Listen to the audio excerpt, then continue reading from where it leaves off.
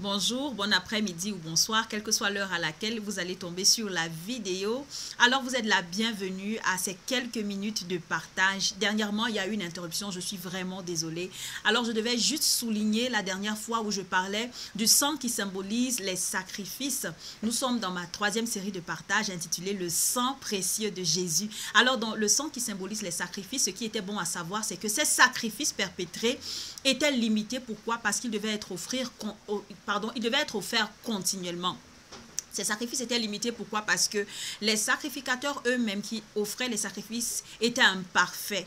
Ils devaient offrir les sacrifices d'abord pour eux avant de le faire pour le peuple. Également, ces sacrifices étaient imparfaits. Pourquoi? Parce qu'ils étaient faits dans un lieu qui est une photocopie du véritable tabernacle céleste. C'est juste une représentation de ce que Dieu a montré à Moïse. Ce n'est pas le véritable tabernacle, c'est juste une photocopie, ce n'est pas l'original. Ces sacrifices étaient imparfaits. Pourquoi? Parce qu'ils devaient être répétés. Rappelons, nous avons parlé des sacrifices journaliers, hebdomadaires, mensuels, annuels. Ces sacrifices qui étaient de divers ordres, qui coûtaient tellement cher à l'économie nationale du peuple de Dieu. Aujourd'hui, je veux parler en troisième partie du sang qui symbolise le pardon. Alléluia, le sang qui symbolise le pardon. Maintenant, qu'est-ce que Dieu pardonne? Le péché nécessairement, mais pourquoi est-ce que Dieu pardonne?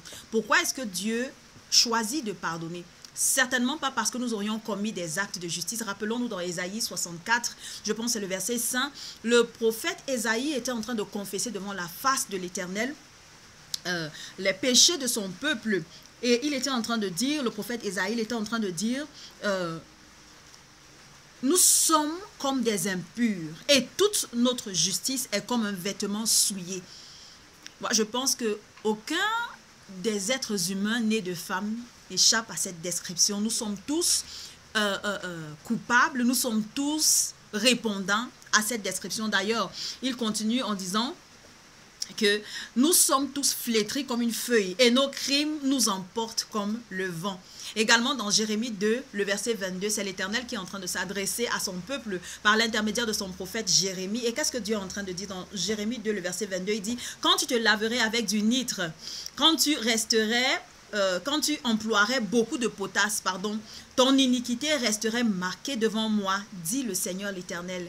Dieu qui est saint, beaucoup disent 3 fois saint, en tant que Père, Fils et Saint-Esprit, le péché est tellement évident devant lui. Et nous ne pouvons pas, avec le péché, nous présenter devant la face de l'Éternel. Alors pourquoi est-ce que Dieu pardonne? Dieu pardonne à cause de sa compassion, sa grande compassion. Alléluia. Dans Michée 7, le verset 19, c'est son prophète qui est en train de parler après avoir vu à l'avance comment est-ce que l'Éternel résoudrait le problème de péché de l'humanité. Il a eu cette vision et il a déclaré à son peuple, le peuple de Dieu, il a dit, il aura encore compassion de nous. Il mettra sous ses pieds nos iniquités. Tu jetteras au fond de la mer tous leurs péchés. Pourquoi est-ce que Dieu pardonne-t-il? Dieu pardonne à cause de son amour, Dieu pardonne à cause de sa miséricorde, sa grande miséricorde. Ce qu'il faut noter, c'est que c'est vrai que Dieu est miséricordieux, c'est vrai que Dieu est compatissant, mais le caractère compatissant, le caractère miséricordieux de Dieu ne lui permet pas de tenir l'innocent pour coupable, encore moins le coupable, pour innocent. Donc, celui qui est coupable doit payer le prix de sa culpabilité. À cet effet, l'homme a péché depuis le jardin d'Éden. L'homme ayant péché depuis le jardin d'Éden mérite la mort. Et Dieu l'en avait prévenu. Dieu avait dit, tu ne mangeras pas le fruit qui se trouve sur l'arbre qui est au milieu du jardin, le fruit de la connaissance du bien et du mal, parce que le jour où tu en mangeras, tu mourras. Dieu l'avait prévenu et l'homme était conscient. Donc, maintenant que l'homme a désobéi, la compassion de Dieu l'amène, au lieu de tuer l'homme pour son péché, l'amène à tuer un animal dont il a utilisé la peau pour revêtir la nudité d'Adam et Ève. Voilà, il s'agit là, je crois, c'est le principe de substitution. Donc Dieu a institué ce principe de substitution, et ce principe s'est perpétré tout au long de l'Ancien Testament, même jusqu'au Nouveau Testament, pendant que Jésus-Christ était là avant qu'il n'aille mourir sur la croix. Et malheureusement, il y en a beaucoup qui n'ont pas cru au Seigneur Jésus-Christ, qui continuent encore d'exercer, de perpétrer ces sacrifices d'animaux. Dans nos traditions, j'ai parlé la dernière fois, beaucoup sacrifient des animaux au nom de la protection, au nom de la santé que nous voulons acquérir, au nom de la providence, au nom du succès dans nos entreprises. Beaucoup vont faire des rites au village, on sacrifie des animaux pour pouvoir voyager, pour pouvoir avoir des percées, pour pouvoir se marier et bien d'autres choses. Beaucoup de ceux qui n'ont pas cru au Seigneur Jésus-Christ continuent de dépenser de l'argent, continuent de faire des sacrifices qui n'en valent pas en fait la peine. Donc, voilà la substitution qui a commencé, et dans la dernière vidéo, j'ai parlé des sacrifices qui étaient offerts dans un certain ordre. Il y avait des sacrifices qui devaient d'abord être offerts pour le péché, parce que avant de se présenter pour une quelconque communion avec Dieu, il fallait offrir des sacrifices pour le péché. Donc les sacrifices étaient offerts d'abord pour le péché, ensuite les sacrifices de consécration totale, les holocaustes, et enfin les sacrifices d'action de grâce. Donc, ce qui nous intéresse, sacrifice pour le péché. Et j'avais dit que ces sacrifices étaient offerts à divers moments. Il y avait des sacrifices journaliers, il y avait des sacrifices hebdomadaires, il y avait des sacrifices mensuels, il y avait des sacrifices annuels. Nous nous intéressons aujourd'hui dans cette partie aux sacrifices annuels. Le sacrifice représente ici le sang, pardon, dans cette série, dans cette partie, le sang symbolise le pardon. Donc, lorsqu'on parle des sacrifices annuels, c'était des sacrifices expiatoires. Et lorsqu'on parle d'expiation, nous faisons référence à la procédure par laquelle les pécheurs sont réconciliés à ce Dieu-là qui est saint. Le préfixe ex parle de hors de, en dehors de. Il est question d'enlever la culpabilité en fait du pécheur en payant une pénalité ou alors en payant une offrande pour apaiser Dieu. En fait, il était question d'apaiser Dieu afin que quoi? Sa colère ne s'enflamme pas contre le pécheur. Voilà l'expiation annuelle qui avait lieu. Et maintenant, cette expiation se faisait par le sacrificateur, le souverain sacrificateur sous Aaron, la lignée d'Aaron, les Lévites, le peuple, la tribu d'Israël qui est la tribu des Lévites. Elle était faite une seule fois l'an.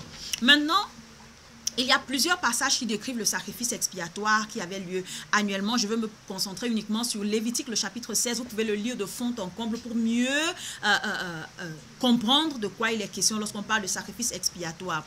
Quels sont les éléments de l'expiation? Quels sont les éléments qui font partie de ce processus, de cette procédure de réconciliation du pécheur, des pécheurs à Dieu qui est saint? Les péchés du peuple. Voilà le premier élément, les péchés du peuple. Également, le sang qui doit être aspergé. Hébreux, le chapitre 9, le verset 22 nous dit que tout d'après la loi, presque tout d'après la loi, est purifié avec du sang. Et sans effusion de sang, il n'y a pas de pardon. Donc voilà pourquoi l'un des éléments de la procédure d'expiation, dans l'un des éléments, on a le sang qui doit être aspergé. Également, nous avons le sacrifice substitutif. Puisque ce n'est pas l'homme qui meurt, il y a un sacrifice qui est substitué à l'homme. Donc le sacrifice substitutif qui doit être offert. Également, la transmission de l'iniquité au substitut. Également, nous avons le pardon à la fin qui est accordé à l'homme. Dieu est apaisé d'une certaine manière. Comment est-ce que le souverain sacrificateur devait entrer dans le sanctuaire? Voilà encore toute une autre procédure. Comment est-ce qu'il devait entrer dans le sanctuaire? Premièrement, ce que nous devons savoir à partir du verset 4 de Lévitique 16, c'est que il devait, le souverain sacrificateur, si c'est Aaron à l'époque ou alors l'un des descendants d'Aaron qui succédait à Aaron après sa mort, il devait être revêtu de vêtements sacrés. Donc, le sacrificateur devait revêtir des vêtements sacrés. Le verset 4 nous dit dans Lévitique, permettez-moi de le lire.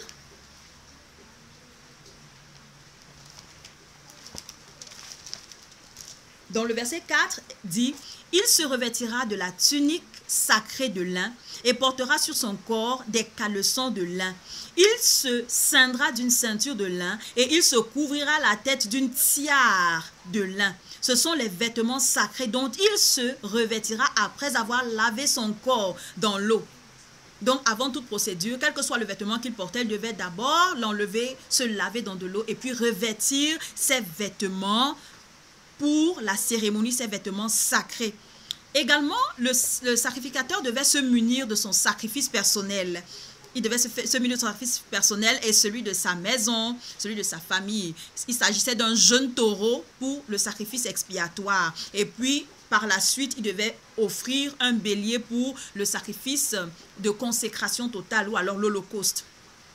Également, le souverain sacrificateur devait recevoir de l'assemblée des enfants d'Israël 2 boucs pour le sacrifice expiatoire et un bélier pour l'holocauste, c'est-à-dire le sacrifice de consécration totale à Dieu. Après avoir été lavé de ses péchés, de sa souillure, il fallait faire acte de consécration totale à Dieu.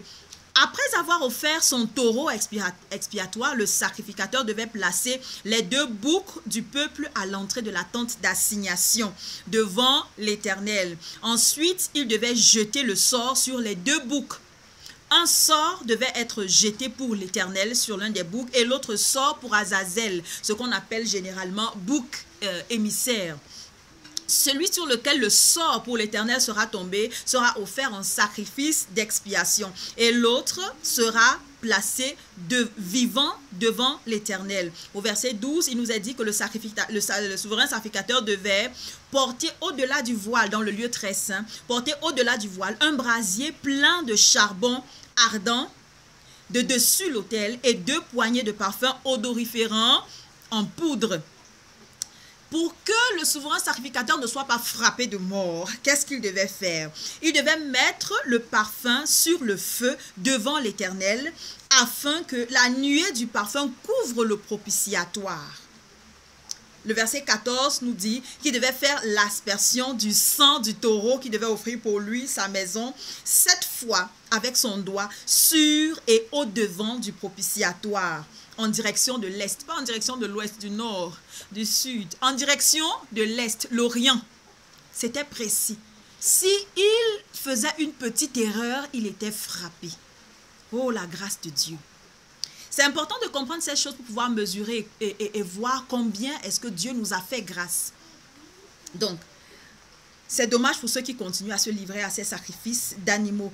Maintenant, il nous est dit que le souverain sacrificateur, après ceci, fera pareil avec le sang du bouc expiatoire, le sang du bouc du peuple que le peuple a pourvu. Ça, c'est au-delà du voile, toujours dans le lieu très saint. Dans le verset 16, voilà comment Aaron et ses descendants, après lui, devaient faire le sacrifice. Le verset 16 est en train de nous dire, c'est comme cela qu'il devait faire le sacrifice. Il fera de même pour la tente d'assignation qui est avec eux au milieu de leurs impuretés.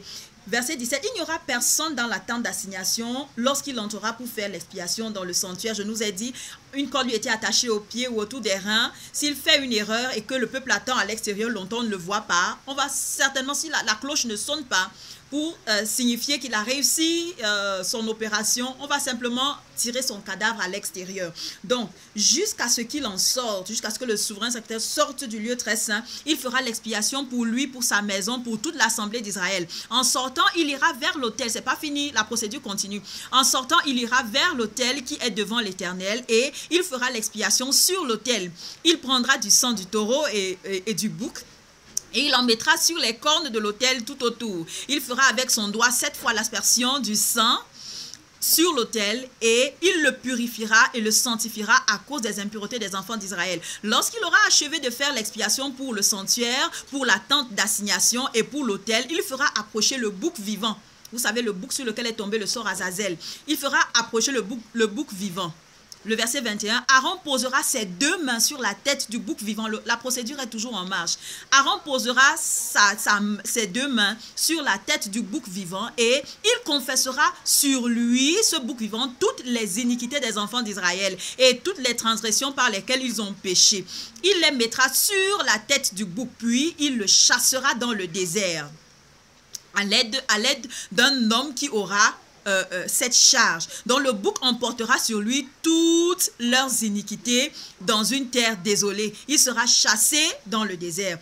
Aaron entrera, c'est pas fini, Aaron entrera dans la tente d'assignation. Il quittera ses vêtements, ses vêtements de cérémonie, ses vêtements sacrés.